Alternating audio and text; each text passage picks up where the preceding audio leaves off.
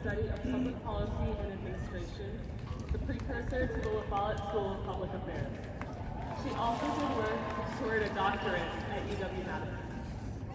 During her graduate studies, Ambassador Thomas Greenfield conducted political science research in Liberia. The experience solidified her desire to be a diplomat. She soon joined the U.S. Foreign Service, leading to an esteemed 35-year career that broke racial and gender barriers. Her Foreign Service career included an ambassadorship to Liberia and her stays in Switzerland, Pakistan, Kenya, the Gambia, Nigeria, and Jamaica.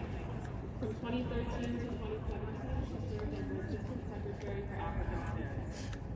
As someone interested in international justice myself, I'm inspired by Ambassador Thomas Greenfield's efforts to better our relationships internationally and maintain peace for the United States.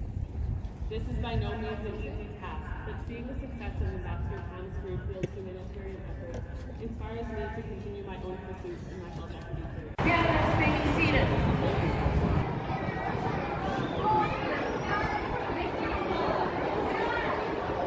Congratulations to all of our graduates.